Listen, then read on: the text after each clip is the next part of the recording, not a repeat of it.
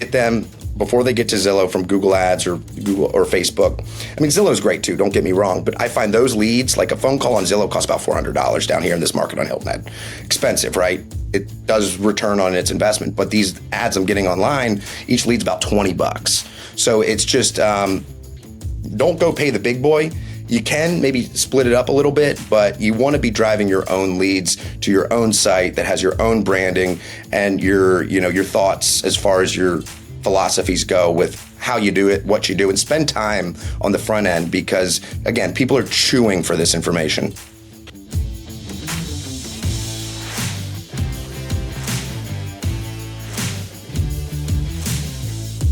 So the question is this: how do most agents succeed in today's competitive real estate market when all the successful agents are keeping the secrets to themselves? So that's the question, and this podcast will give you the answer. I interview agents from all over the world. I ask them their tactics, and they share all of their secrets with me so we can give them to the world. I'm Aaron Amuchastegui, and welcome to Real Estate Rockstars.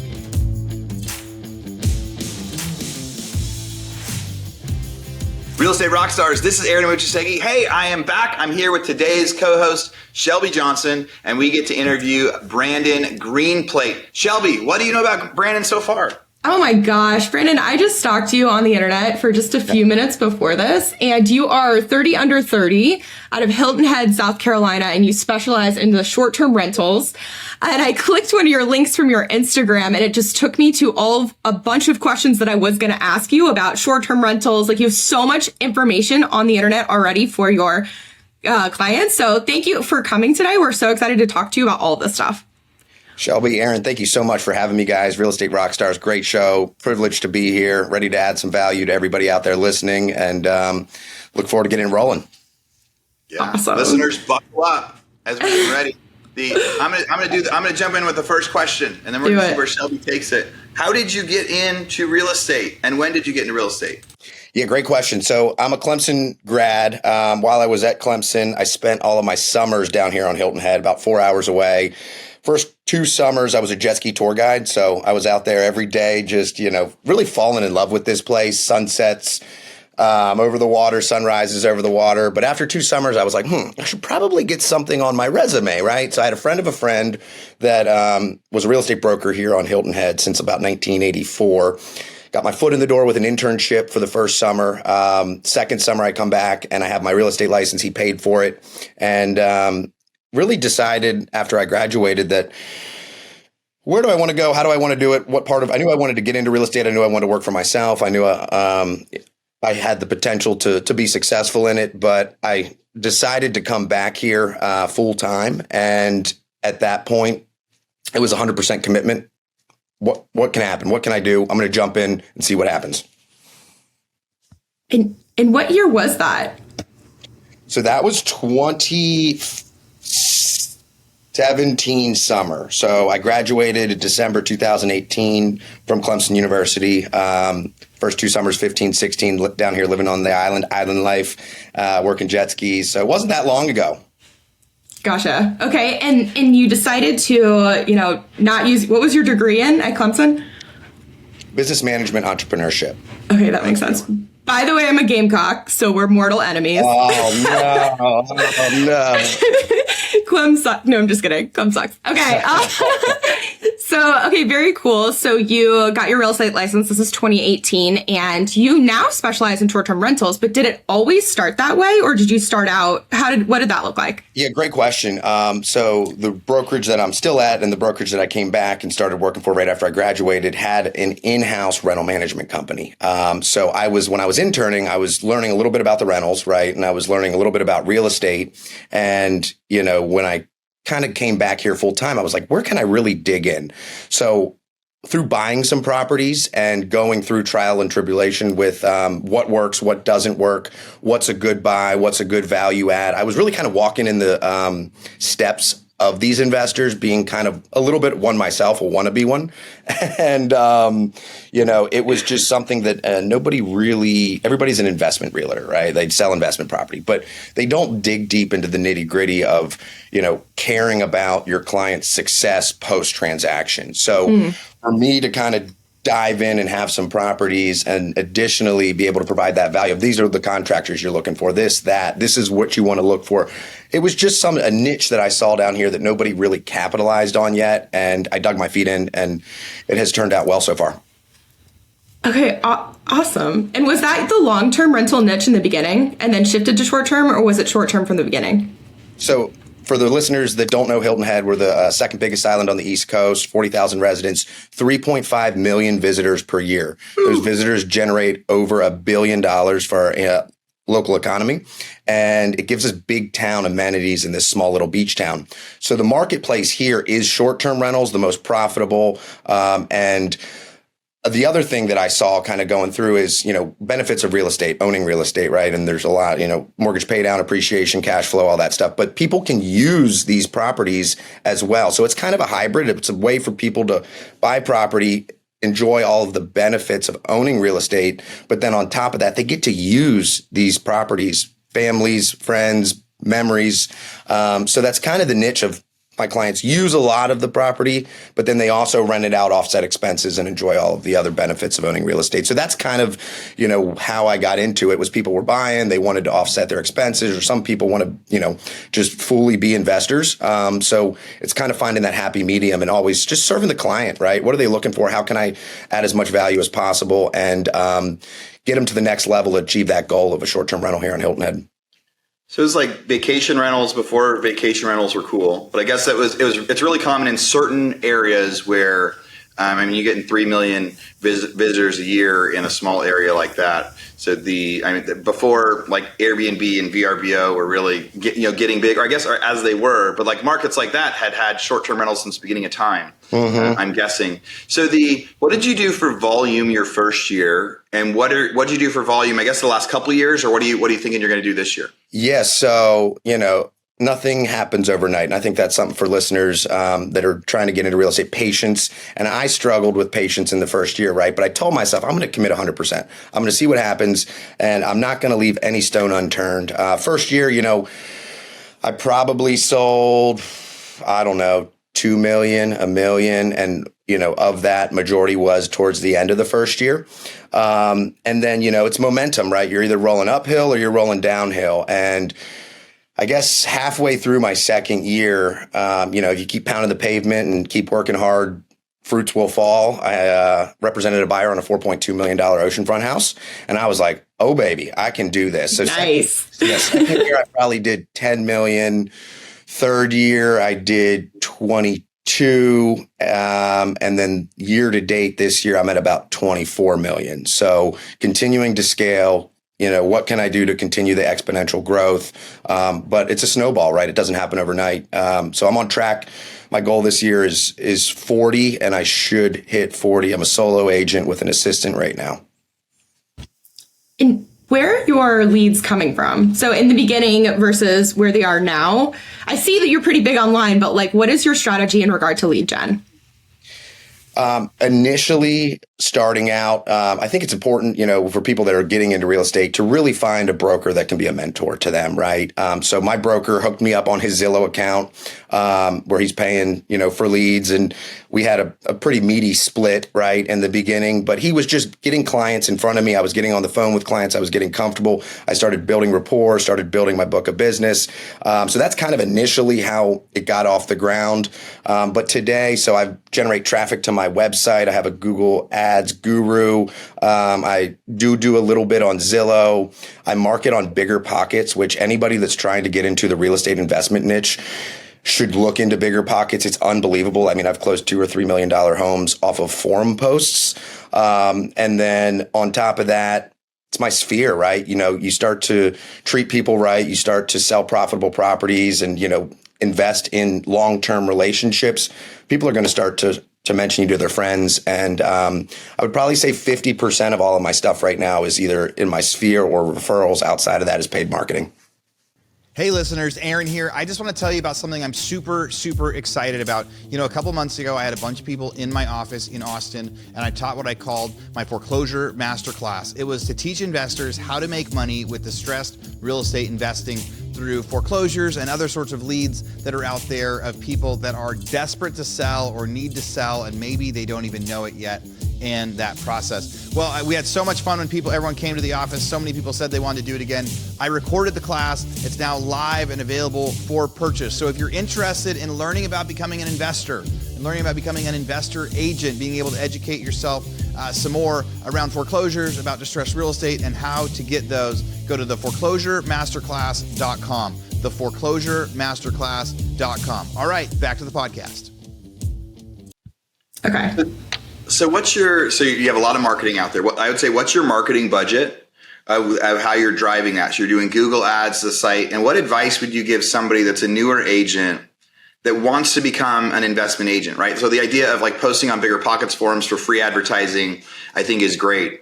So somebody coming into a market now, they're moving to an area that's a lot of, vacation rentals. How should they be getting those leads? How should they start to make a name for themselves? I get that Zillow leads is great for so much stuff, but if you're trying to market yourself as that, are potential investors just going through Zillow normally, or what's the way to go? So you want to catch these people before they get to Zillow, right? So one thing that, in the investment niche is people are chewing for information, right? I mean, they're trying to learn as much, it's almost information overload by the time they come on board, and they're surfing the internet to look for this information. So for a new agent, I would say come up with your message, right? What's your message? So what I do is, it's vacation in your investment, and I hit them with I do some Google ads and some Facebook ads that kind of all come together.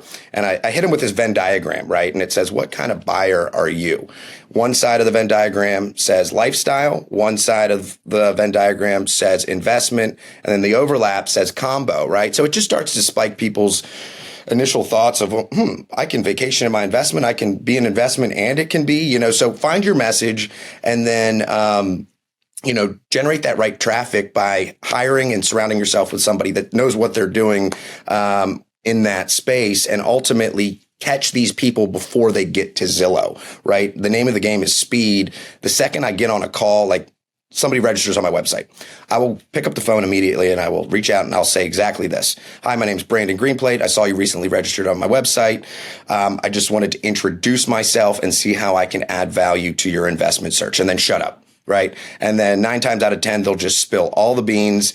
And I'm adding as much value as I can on that initial call, going through all the different things they should be thinking about, and then have a good follow-up drip campaign, combination of drip and follow-up after that, because it's important to, one first impression, right? Get them before they get to Zillow from Google ads or Google or Facebook.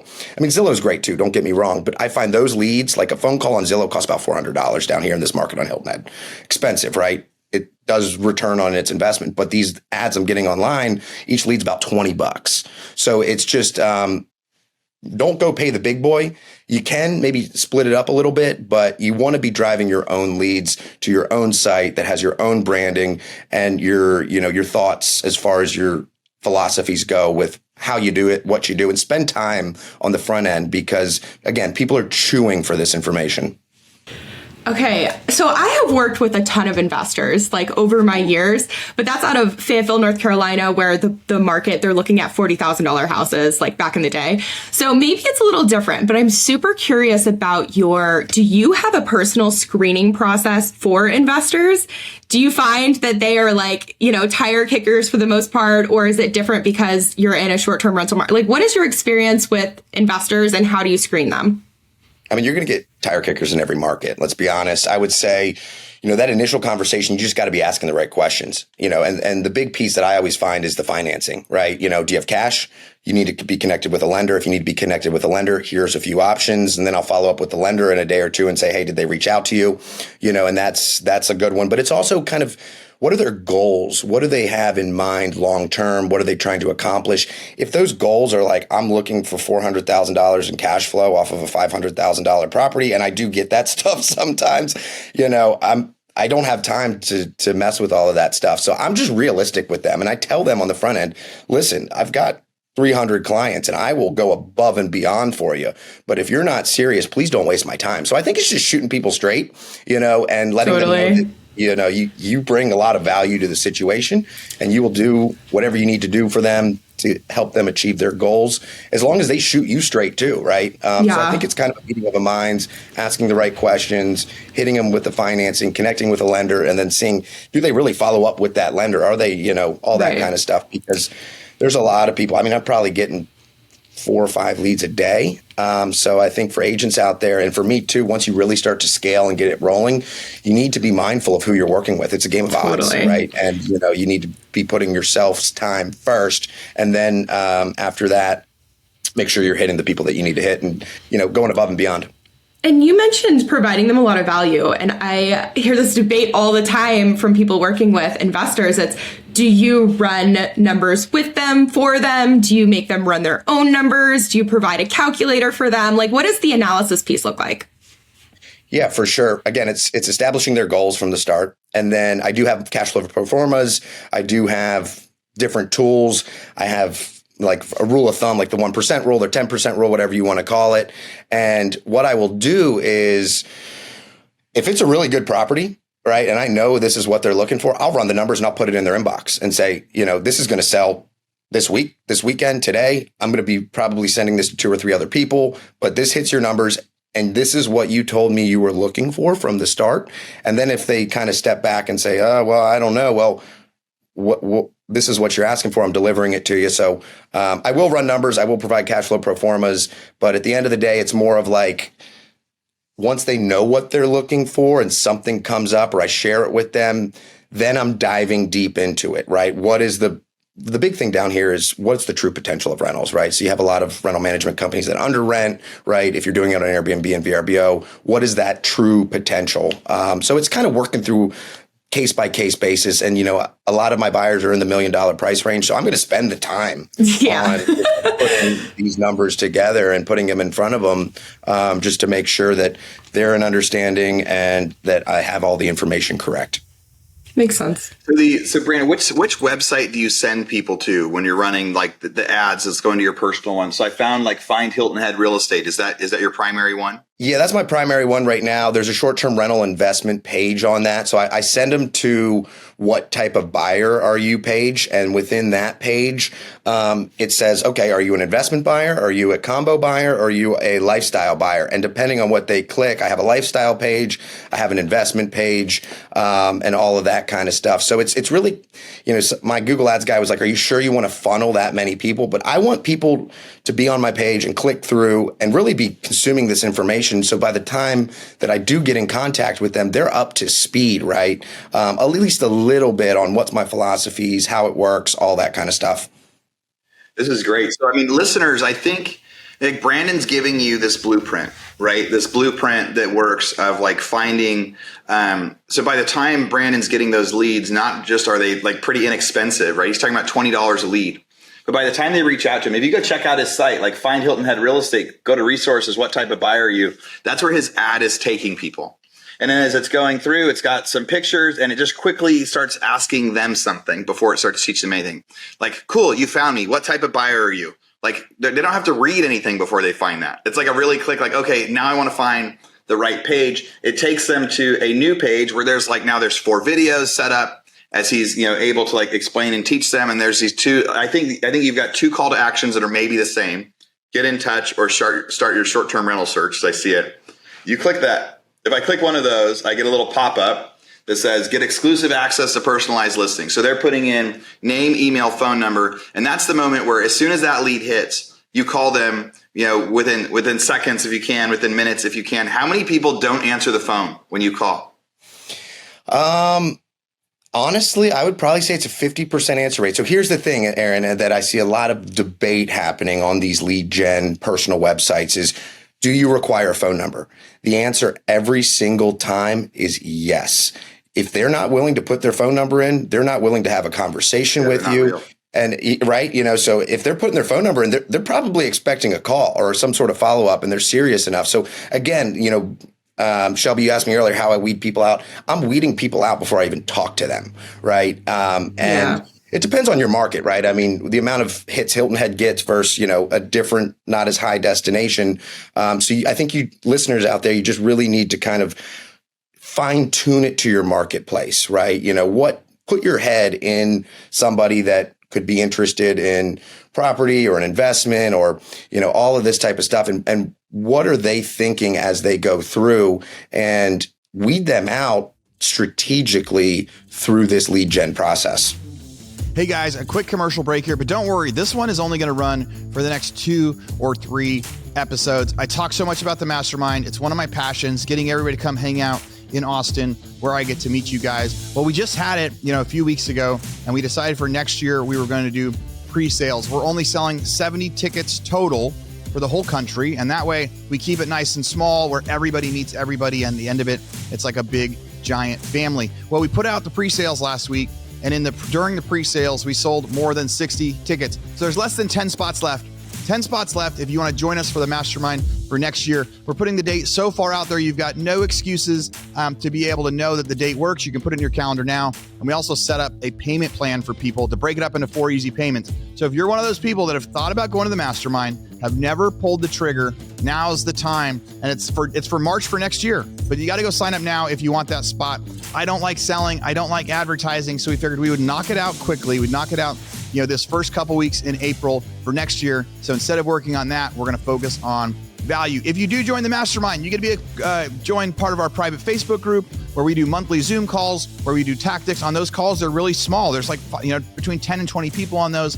So you get to ask lots of questions and learn from experts. So if you are interested in signing up, go to realestaterockstarsnetwork.com/mastermind, realestaterockstarsnetwork.com/mastermind. Go lock in your ticket. We have less than 10 spots left. You can break it up into 4 payments. So that way it is much easier to be sure to join. And I promise you, it is the least expensive mastermind out there for the type of stuff that we're doing. The GoBundance masterminds that I talk about that I'm a part of cost 5 times what we do for this. And I try to deliver twice as much value. All right, back to the podcast. Yeah. And I just like to reiterate what you said before too. You're using this funnel to get them to give you information and make sure they're serious. Because if your leads are inexpensive enough anyway, if you're using this strategy of getting online traffic to get there, and then people are now hitting your site. So you're paying $20 a lead, but they've already been funneled down pretty well. And I love that as soon as you call, as soon as they answer, all you're saying is, how can I add value? Yep. It's I want to introduce myself. This is who I am. I saw you registered. How can I add value to your situation? Right? Shut up. Right. That is the biggest thing that I've learned as far as what works. Yeah. Let them start talking, and then they start talking. What do you think if somebody's in these other markets, what are the sorts of Google terms that they should be thinking about using? What are those search terms, or do you have someone to recommend that they should go talk to about that? Yeah. So again, it depends what type of real estate sales you're trying to do. If it's investment, actually what I did, which is pretty funny. So you've probably heard of short-term shop. Right. Yeah. They have all of the, investment niche and all that. So there's a website, you'll have to Google it, but it's a keyword finder and you can put in a specific URL. So I took short-term shop and I plugged it in and I was looking at all of the keywords that they were using. Right. And it's Airbnb, Hilton Head, South Carolina investment properties. Right. So you want to get strategic with that. But again, this whole process, as far as getting it down to $20, it doesn't start like that. It probably starts at $30 or $40. But as Google starts to learn what people like, that cost per click will go down. But I would utilize specific keywords to your marketplace. So let's just say, I don't know, you're in Delray Beach, Florida, right? Delray Beach Airbnb investment properties, right? Delray Beach short-term STR, right? There's so many different things. But if you Google, I forget the name of it, keyword finder, if you Google keyword finder URL, take short-term rental shop, plug them in and see what kind of keywords they're going to spit out, because those guys, they push a lot of traffic to their site. They do. They're a famous they're well branded. They're in tons of different markets. I got a few buddies that are part of their companies in different places over there. And it talks about branding, right? And this personal branding that now you're doing for yourself in Hilton Head as you're becoming that person that's known for that. So now you've been in real estate for a while. Right? What is something that you wish you would have known about real estate when you first started? Oh man, there's a lot. I think, just everybody says you can make your own schedule, right? And when you're starting off, you can, but when you really get rolling, you're making your schedule around your client's schedule, right? So there's definitely a lot of freedom involved in the world of real estate. But when you're out here and you're really trying to hustle and make it happen, I mean, it's a lot of time that I thought I could move things around a little more. But at the end of the day, when you build something, and you have a big book of business and you have over 100, 150 past clients, I mean, it's your baby and you want to keep it rolling, but it's more time, I guess that you thought you could schedule on the front end, but you're really scheduling around your clients, which is pros and cons to everything, right? Yeah, that's a great point. People want to be their own boss. People want to be an entrepreneur. People want to run their own company, and because you see somebody that's been an entrepreneur for 20 years and they're like going out on they're going on vacation on a Tuesday, and you're like, oh, cool. That's really cool. How do you do that? Oh, I'm an entrepreneur. So then that becomes like the goal and the dream. But the reality and the realistic thing is the people that are the most successful do not make their own schedule at the beginning. It's important for people to know, because I've got a lot of agents that have reached out to me that became agents in the last year. And they're like, this just is not working. Like, what should I be doing different? And I'm trying to ask them, like, are you working as many hours on your job now as you were at your old job? Like, they quit their office job of 40 or 50 hours a week, and now they're an agent, and they're like, and they've done a couple things, and they're kind of waiting. No. And it's like, so whether it's outbound calling or letters or whatever else, like, are you door knocking 8 hours a day? Are you outbound calling 8 hours a day? Are you writing letters? Are you like finding lead lists? Are you research? Like, you should be working as many hours that you're twice as hard. Twice as hard. Right now, it's like, if you don't succeed, you're screwed. So it's on you, right? And I think something important for the listeners that I learned, and I invested a lot into real estate coaches, leader coaches, content people, all that stuff. But one of the big things I took away is, how many hours a day are you spending on revenue generating activities versus non-rev gen activities, right? Totally. And you really break down the amount you get paid working on rev gen versus non-rev gen. I mean, when I calculate it with Mike, it's like $500 an hour. Yeah, you don't have a boss that's writing you a check, but you just need to keep that in your head. If I'm picking up the phone, if I'm knocking on doors, if I'm writing letters, if I'm following up with leads, right? Those are all rev gen. And in the beginning, you need to set things up, and there's always going to be some non-rev gen. At some point, you can delegate that, hire an assistant, so on and so forth. But you need to be putting most amount of your time in the day in these rev gen activities. And, it's not going to happen overnight, but it will happen if you spend enough time on it. Dude, I totally agree, and have that same conversation so frequently, where it's like nothing else matters. Like, they get into real estate and they're like trying to build and learn and all of these things. And I'm like, dude, if you don't have people to work with, you don't have a business. So go and pour all of your energy into finding people to actually work with. But you did, I have two different questions. So the first one is, you mentioned an assistant twice now, and a lot of people, maybe they're crushing it in their business and they want to take that first step and hire an assistant. So what do you have your assistant do? Yes. So all of the non-rev gen stuff, right? Because I'm responsible for generating, so I do transaction coordination, a little bit of marketing, honestly, just showing coordination, everything down to, inspection, stuff like that. And it doesn't happen overnight, right? The biggest advice that I can give somebody when they're going to hire a assistant is wait till the time's right. When the time is right, let go and overpay them. Because I put an ad out there of I think it was 70 to 90 grand, and I had 60 applicants and I'm telling you, she is worth every freaking penny. And what happens when you get that right person on your team, right? It frees up all that non-rev gen time that you were spending on, and now you're spending more time on getting more business. And it's just, another step to that exponential growth. Totally. And your business explodes if you have the right person to take over the 80% so you can focus on the 20. Okay, but you said something, though, that if I was listening, I would be like, how do I know when is the right time? Because you said when the time is right, hire someone. When is that time? I think first of all, when you start to lose your mind, and you need somebody else. Fair. But I kind of have found, once you get to that 40 transactions a year, solo, you almost start to hit that point of diminishing returns, right? So I would say one, you feel like you're hitting the ceiling and you have so many little monotonous things to do where you don't have enough time in the day that you want to spend on generating more business. That is the time. And take time in the hire process, right? Don't just jump in, pay them good, put ads out there, reach out to other brokerages, that might be in the market for, an upgrade or a change of pace with some of their assistants and looking to grow, but give them growth opportunities. I would say, to answer the question, everybody will know when the time is right. I think a lot of people stumble on taking that next step because they're afraid to delegate. Yeah. I like a few things with that. I think something I would maybe add that I've seen with advice with people that hire too soon or hire too early. There's usually one task that annoys the heck out of them.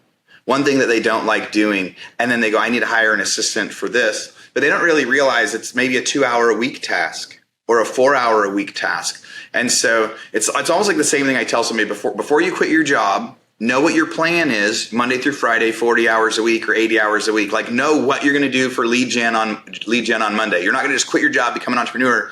Like, you got to know what you're doing before you quit your paying job to go in. And I think for an assistant, for me, is the same thing of going like, before I hire somebody, I'm considering hiring somebody right now that reached out to me like, this person's really, really skilled. But I'm trying to write down what are all the things I would have them do, because I need to make sure that for them, it would be full time, that I'm not having to make stuff up for them along the way, that I could give them tasks and it's going to be a good enough chance to see them go. Because if it's just a task or two, it's going to be 6 or 8 hours a week. A lot of people hire too early, and then their people show up and they're like, what do I do today? You're like, I don't really know what you do today. And then, it doesn't put stuff off. So I like that idea of knowing the right time, almost waiting until something is driving until you're dying.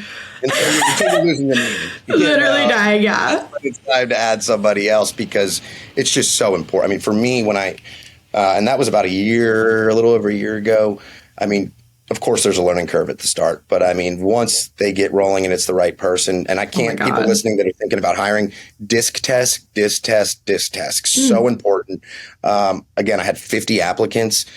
I had the top 10 fill out all of the, different disc tests. I didn't even really honestly have to do the final interviews just because, her disc was so perfect. I did them, of course, right? But you'll know from those disc tests. Super, super, super important.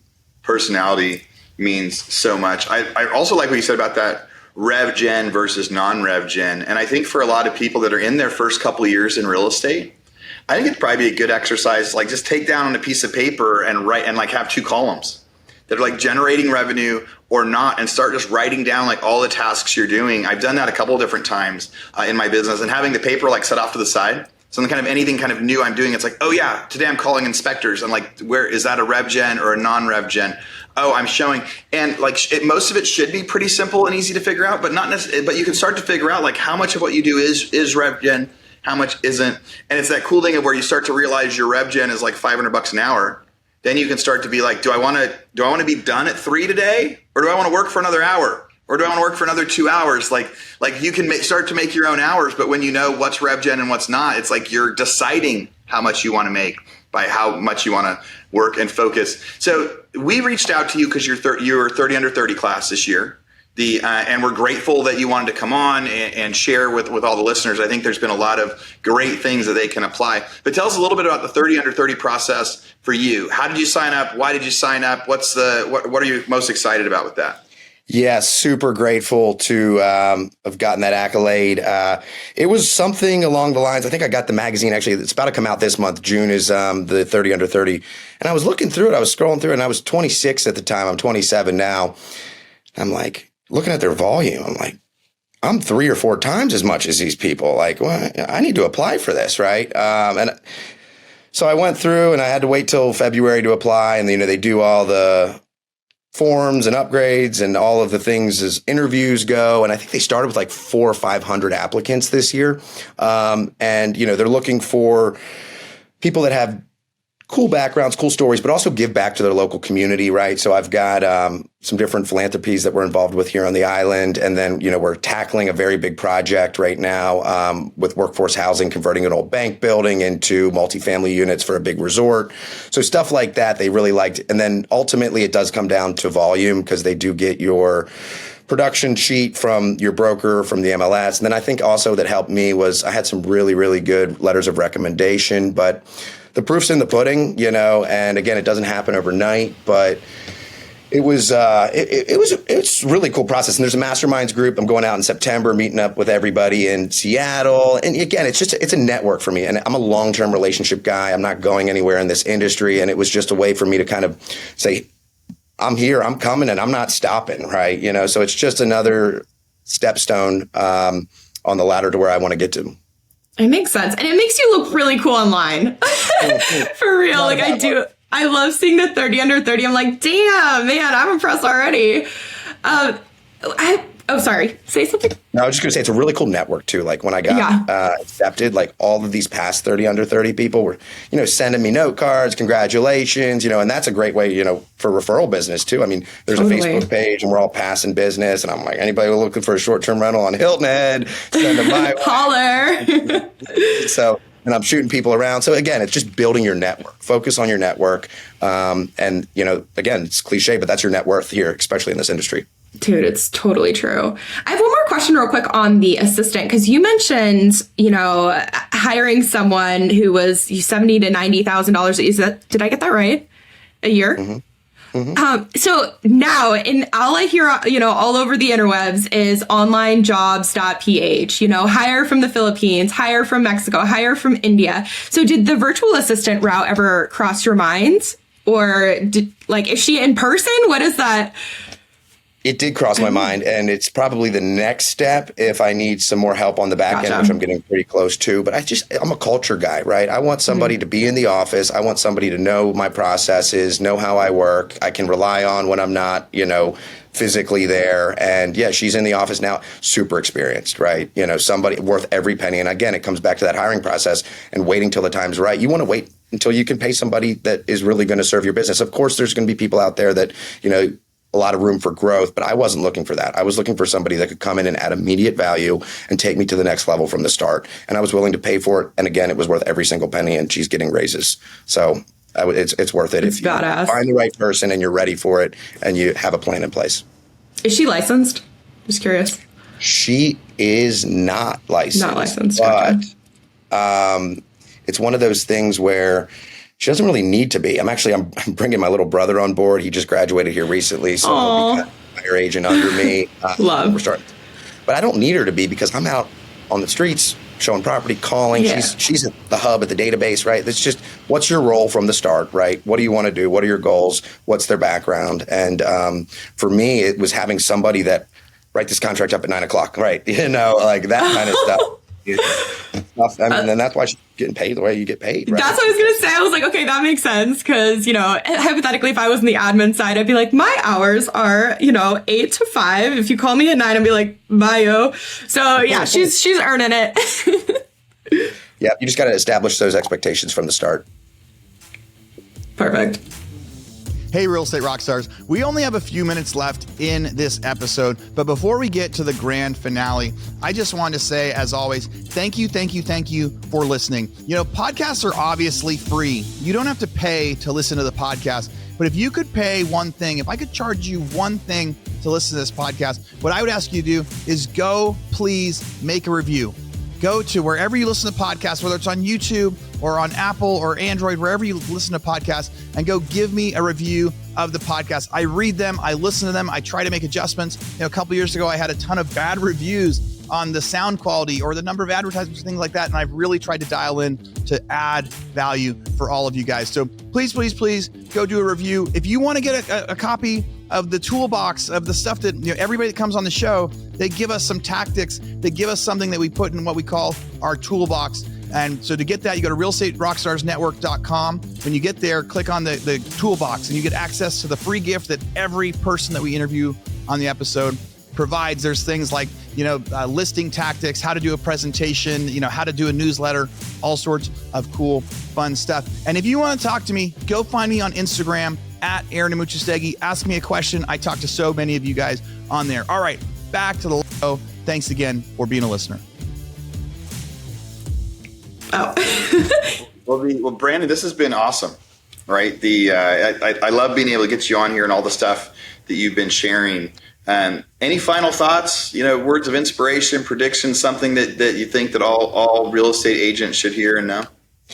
Yeah, well, there's a lot, but I would say first and foremost, I think something that everybody's missing out right now as far as market goes is this housing shortage in the United States, right? We're 6 million homes short, and everybody's saying, oh, what's going to happen with the market? What's going to happen with the market? Is it going to fall through? Until we catch up to that difference, we do have a huge supply and demand issue. So long term, and what I'm telling my clients, I'm buying property. I think buying property is super important for agents and kind of getting out of that mindset of just realtor. Also focus on buying property. There's some unbelievable benefits and taxes, cost seg when agents buy property, right? So, commit to your craft, put your head down, right? Nothing happens overnight. Good things will happen as long as you just keep going towards that light at the end of the tunnel. And it's a long-term relationship game. Don't use a failure as an excuse to work backwards, use it as an excuse or not an excuse, use it as momentum to push yourself forward, learn from it, because there's failures are going to be inevitable. And, the only thing that's going to get you closer to your goal is failing and then learning from it and moving to the next level. So don't be afraid to fail, and good things will happen if you commit. Oh, so wise and under 30. Unbelievable. Brandon, how can people get in touch with you? Yeah, people can connect with me on Instagram.